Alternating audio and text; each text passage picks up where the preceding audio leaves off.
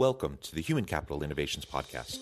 We're your source for personal, professional, and organizational growth and development, where we share original research, explore industry trends, and interview executives and thought leaders from across the globe.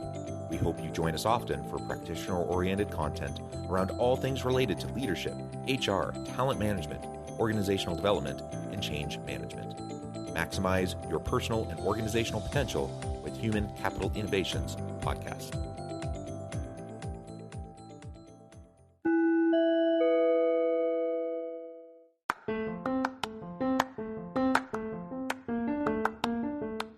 If you enjoy the Human Capital Innovations Podcast, enjoy ad-free listening by going to the Patreon page, and please consider contributing even at the producer or sponsorship level.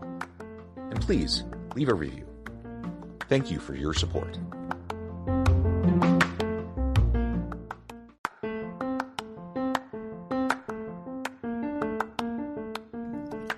Welcome to the Human Capital Innovations Podcast. In this HCI Podcast episode, I talk with Ken Wimberly about overcoming failures and obstacles.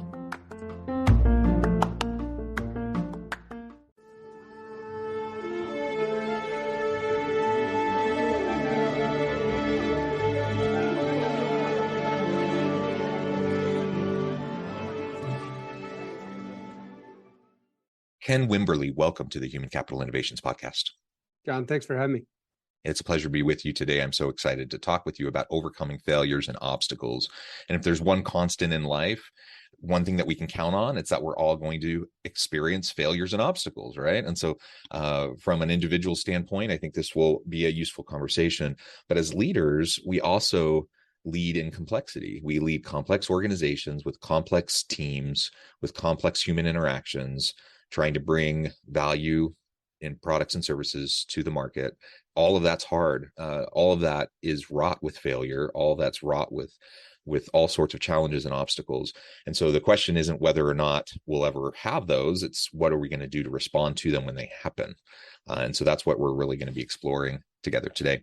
As we get started, I wanted to share Ken's bio with everybody. Ken Wimberly is the founder and visionary behind Legacy of Love, Inc. and the Legacy Journal app. He is married to his soulmate, Amber, and has 3 children, Grace, Knox, and Kai. Ken is a bit of a serial entrepreneur. He's the founder of KWNet Lease Advisors, a commercial real estate brokerage and investment firm headquartered in Fort Worth, Texas. And you're joining us from Texas today. I'm south of Salt Lake City. Again, pleasure to be with you. Anything else you would like to share with me or my audience before we dive on in further?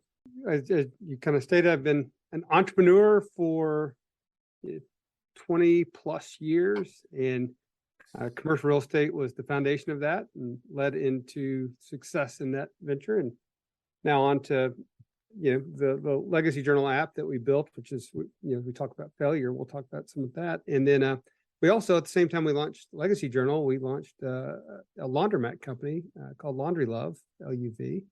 And Laundry Love's now, we're about to open our 3rd location and just closed on real estate this week for our 4th. So we've got some seedlings of success going in that company as well. Yeah, that's really cool. And the world of a serial entrepreneur, the life of a serial entrepreneur is not for the faint of heart. Entrepreneurship is hard work. If you talk about failures and obstacles, I think every entrepreneur is going to have a whole lot of stories to tell and lessons learned. And I'm sure that's the case for you as well. I'm curious why you chose the entrepreneurial route as opposed to, say, a more traditional, quote unquote, traditional corporate route. Yeah. And straight out of college, I went into a traditional corporate world. I worked for a insurance and investment firm and did that for a number of years. And I was just kind of, I think it's a little bit wired in my DNA. And I think for a lot of entrepreneurs, it's kind of that way where we have a tough time working for someone else necessarily, at least I do. Got a tough time working for someone else. I'm not a great employee. I'm a great partner in things, but I need to have autonomy and decision-making authority in my world. And it was that way. I served a tour in the Navy, and I felt that way in the Navy. I was under someone else's thumb, and I felt like no matter how great I was or could be, there's no way I could leapfrog someone that was in front of me without decades of service. So so for me, I think it's a little bit of a hardwired case with me. I need autonomy and control. I feel the same way. Now, on the one hand, I do lots of entrepreneurial things, but I also, so I have like that risk element and I'm totally willing to do that. And I like to try things and iterate and experiment, and some things work, some things don't, whatever. I'm not afraid of, you know, of rejection, of failure, of disappointment, right? It's just part of the game. But on the other side, I'm a professor, which is probably about the most stable and secure kind of job you can have. And so perhaps the two for me have gone well together, because I always have the stability of my professor role, right? And it's like my home base. And then I can do all the entrepreneurial things I want on the edges, right? And spin those things up. And if they don't work, no harm, no foul, right? Because I still have my day job. So that's kind of how I approach it. But I've noticed that with some of my best professors when I was in college were the same way. They had that stability there, but they had side gigs going on there. I was kind of working on some side gigs. So you were alluding in our pre-interview, we were just chatting a little bit, and you mentioned, how you're excited to share a little bit about some of the recent things that you've been trying to deal with that really fit well with this topic. So maybe we'll start there. If you want to share, a recent example, anything you're willing to share. Don't feel like you're pressured to share anything else that would be uncomfortable or whatever, but anything you're willing to share, the challenges you're facing and what you're doing to respond to them. Yeah. One of the things in my life is I'm pretty much an open book with things. And so I'm willing to share pretty much everything right there. And today, the challenge we're facing, so in my bio, it's the founder and CEO of Legacy Journal, or Legacy of Love Inc. And we just announced this week that we're going to be shuttering that company. And it's hard. I'm really still licking my wounds. I'm quite frankly going through like mild depression over it, in dealing with loss. I birthed the company. I birthed it, came out of my efforts of what I was doing as a father for many, many years, and the help I was helping with other parents. And so we built this company, and I poured 4 years of my life into the company, a whole lot of my own capital and a fair amount of investor capital as well into growing this company. And we've had to make the decision to shut it down. We could never find a scalable, profitable marketing channel to really scale the company. And it's a tough thing. So I'm going through one of these failure iterations right now. And so it's a very fresh wound that we're dealing with, but necessary. Right? It's necessary. One of those things, eventually you've got to make the decision that this is not going to work. And so our customers have been extremely gracious and really wonderful. My investors were all extremely gracious and understanding. So for that, I'll be forever grateful. And so now I pivot as we wind this down through the balance of this year.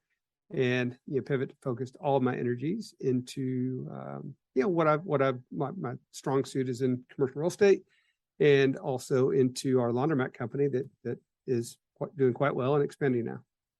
Yeah, thank you for sharing that. And like you said, I mean, it's nothing to be like embarrassed about or ashamed about, because the reality is most entrepreneurial endeavors don't take, right? It's just an exceptionally hard thing to create a business that will survive in the long term because of the volatility of the market and all the different challenges. And of course, the last couple of years with the pandemic has only increased those challenges for many.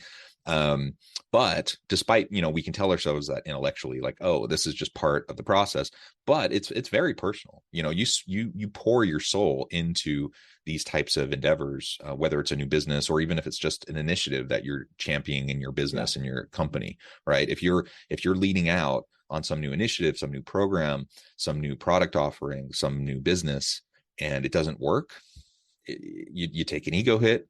You take, you've poured your heart and soul into this thing that no longer is working. And so there's grief there. All of that's really challenging. And your response, as you described it, is a very typical, normal response. And everyone's going to grieve. Everyone's going to, be sad or even have depressive episodes around that kind of a loss. And that's completely to be expected. So we can recognize that that's likely to happen, and then be prepared for it, and then have a plan on how we can can move on. And it sounds like that's exactly what you have in place. It doesn't take away the hurt in the meantime of Correct. the challenges that we're facing. But it is, a good, healthy reminder to recognize that there will be new opportunities.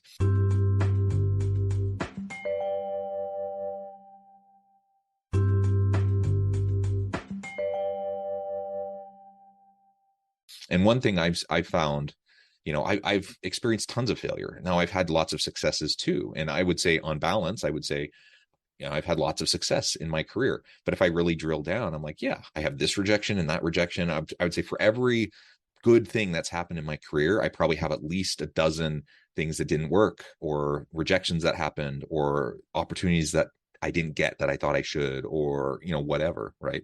So that's just part of the game. And ultimately, our long-term success, I think, is going to be more driven through our work ethic, our resilience, our grit, our willingness to continue to push even when things get hard, because they will get hard. And it's the rare example where someone launches the company, it just takes off immediately, becomes a unicorn, and now they're a billionaire. Like that, Yeah. that happens, but it's so incredibly rare that even the most brilliant people with the most amazing products still don't usually have that happen.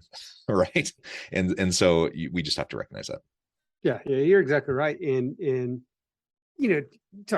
pouring into it and the grief that comes along with it. And it's, as an entrepreneur, we create things and we think things up, and we cast a vision, and we bring people into that vision, and we bring people on the ride with us. And so when it happens, and there's failure all along the way in any successful company. Like one of my mentors used to always tell me, he said, look, success is messy. People see the outside of it and it looks all beautiful and clean and shiny, but success is incredibly messy. And you have to realize that. And part of that messy is the failures along the way, and the little failures that allow you to grow and pivot and learn, make the changes to eventually attain that success. But when it becomes like this is right now, as this entire business ended up shutting down, it's really tough. Employees, advisors, investors, everyone that you brought into and not to mention customers into the ride, when it's a letdown for everything. So there's a lot of weight on the shoulders of the founder when that happens. And it's a known potential outcome when you go in. It's a known heavy percentage potential outcome, and every founder thinks they're going to beat the odds. Otherwise, you wouldn't start it. It's part of the deal. Every one of us thinks, hey, we're going to beat the odds on this deal because of either my expertise, my idea, my execution, my team, whatever you got on there. You're feeling like you're going to go beat the odds, and sometimes, in fact, the odds themselves will tell you more often than not, you're not going to beat the average. Yeah. And again, whether we're talking about entrepreneurship, in the traditional sense of you're actually starting your own business, or we're talking about an entrepreneurial mindset. And I'm a strong believer that anyone and everyone can, and in my opinion, should develop and foster an entrepreneurial mindset. So even if you're in a corporate setting, you're in a, middle management kind of a position, or somewhere, climbing the corporate ladder or whatever, you still have your sphere of influence. You still have your opportunity to shape your team. You still have the opportunity to develop the culture that you want. You still have the opportunity to push initiatives and different programs or products or whatever. All of that's very entrepreneurial if we can have an entrepreneurial mindset. And that means that we lean into the risk, that we don't, we take appropriate risk. Entrepreneurs don't go out and start something that has almost no chance of succeeding usually, right?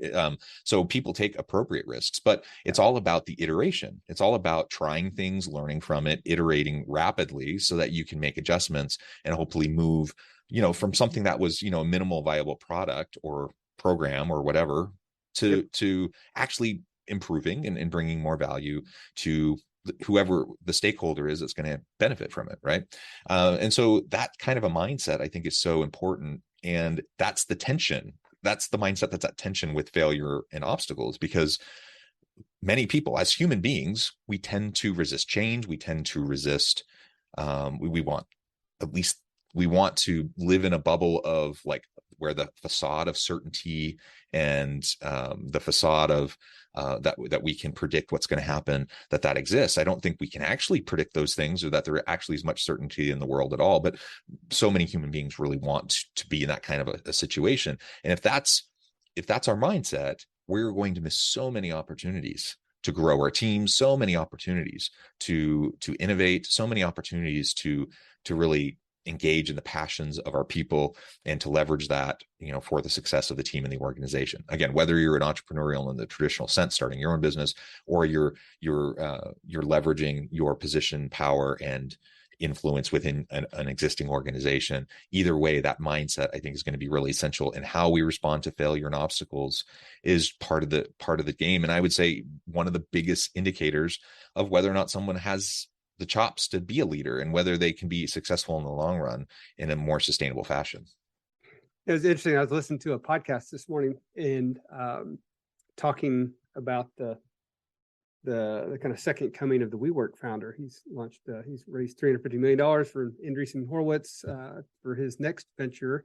And they were talking about the stats of second time founders, right? And they have actually a much, much higher chance of success as a second time founder. It's going through the failure and learning through those processes. And so, I'd share with your audience, because I'm dealing with this right now, thinking in going through a major failure, a major setback, whether it's in a business relationship like this is, or a family relationship, personal relationship, anything like that, because there's failures that happen right there. But some things that I'm taking action on to do to get myself through it. One is talking about it. And today's a way to do that. I'm on this podcast talking about it very publicly to other people and sharing it with you. But I think it's really, really important to visit and share and dialogue about the experience and what happened. A second is an after action report, right? Detailing out what happened, what went wrong, what you thought was going to happen, what actually happened, what could have been different, and really mapping out an AAR there. I think it's an important thing. A third is, for me, really important to have a morning routine. And I've gone through a morning routine, and it helps to focus me on what's important. And part of my morning routine is I will map out my priorities for every single day, what I've got going on. I wake up early. I go through a series of steps in my morning routine. And part of that is mapping out exactly what my priorities for the day. And I have a whole list of things that I could be doing, but I've got to map out those things. That's helped me to really focus on both the winding down of this and the next steps for the next ventures right there. Having that. And the last that cannot be overemphasized enough is exercise daily. And I know it sounds kind of odd from other people. It's like, what, exercise daily? But getting out and getting endorphins going, getting exercise daily has really helped me in a lot of situations, not just this one in my life, that have been failures or challenges, to clear my head and to see the clear path forward is when I'm out there kind of doing that, because there's nothing I have to think about except for one foot in front of the other, or whatever I'm working on right there from my exercise right there. So just a handful of steps that I'm currently going through, that I've manifested to go through in the past during challenges and failures.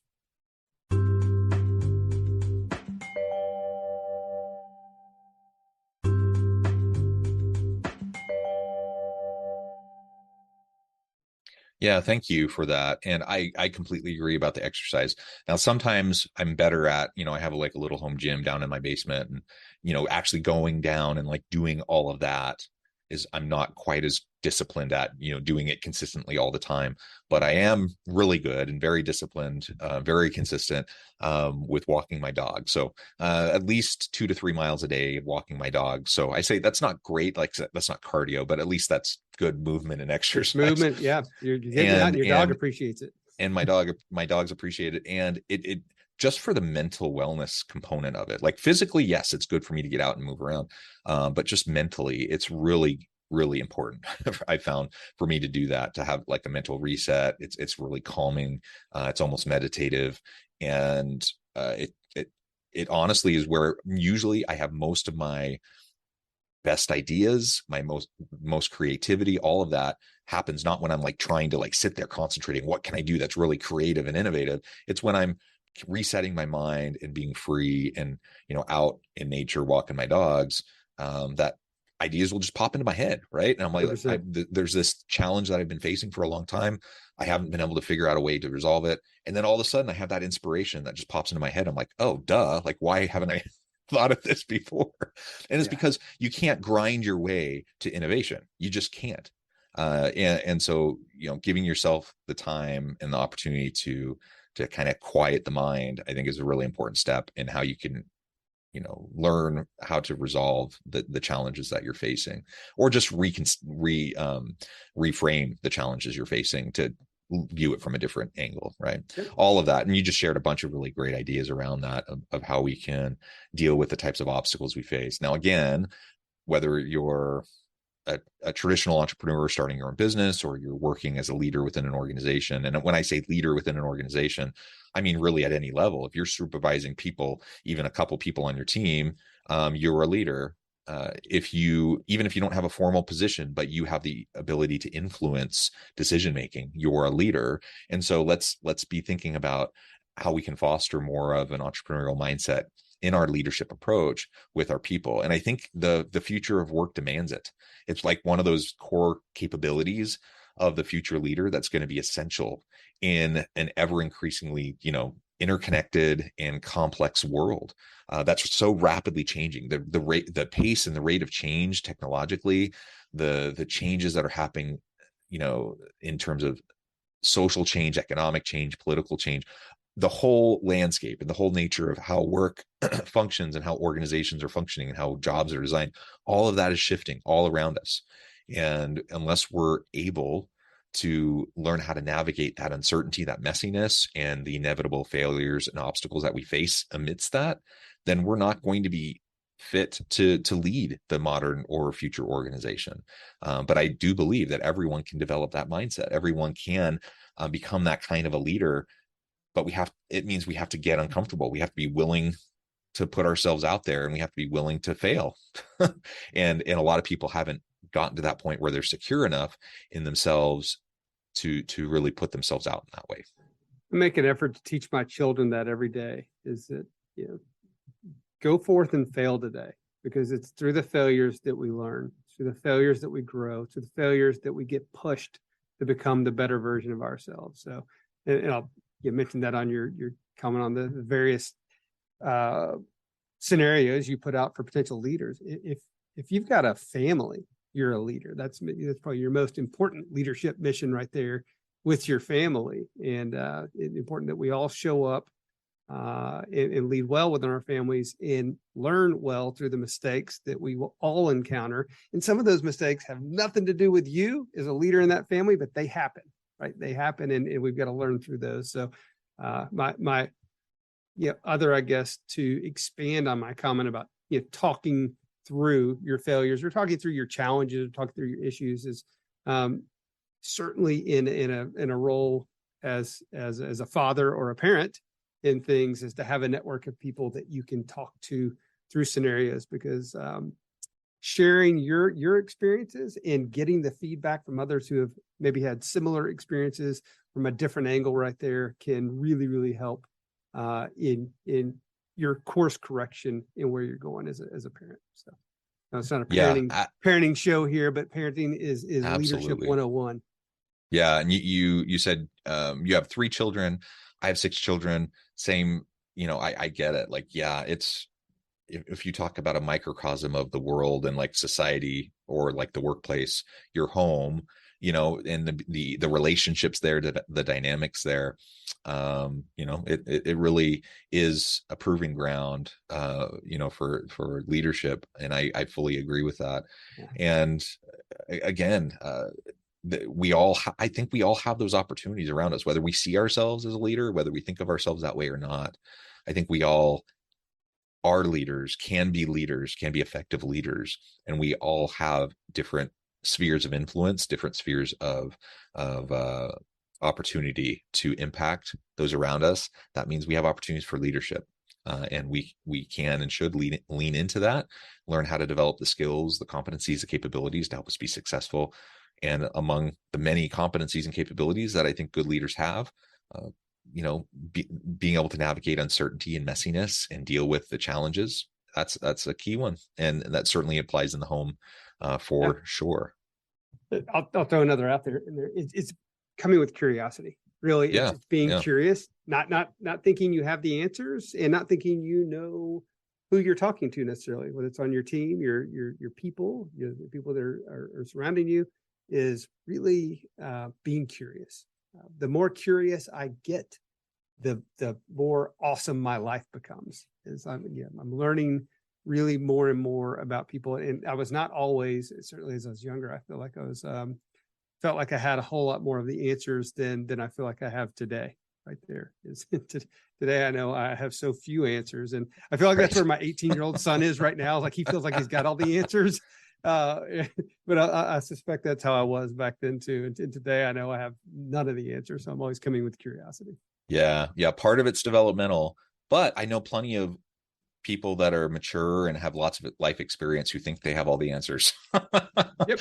So that intellectual humility isn't a natural byproduct of aging and experiencing the world, though it can be if we approach it that way. Right. So I completely agree, though. Like we have to stay curious. We have to challenge our assumptions. We have to ask ourselves the why behind what we're doing and why we're doing it that way and all those sorts of things. And if we do that, if we're willing to accept that maybe the way we've done it before doesn't work, it wasn't the best way, perhaps even harmful, and we're able to make adjustments. That's what learning is, right? And sure. And it requires intellectual humility.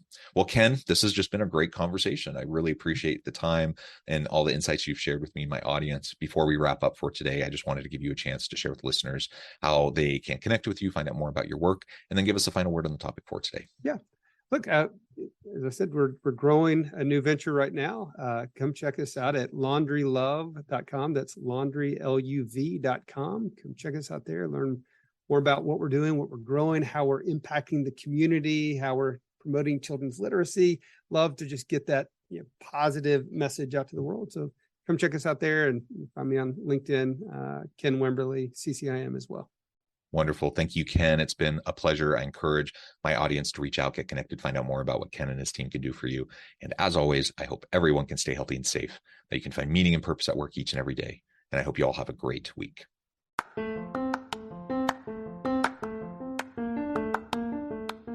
you enjoy the Human Capital Innovations podcast?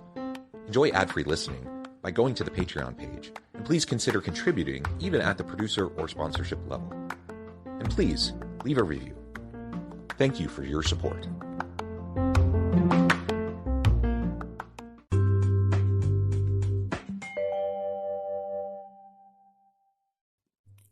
Thanks again for joining us for this episode of the Human Capital Innovations Podcast. I hope you stay healthy and safe and that you have a great week.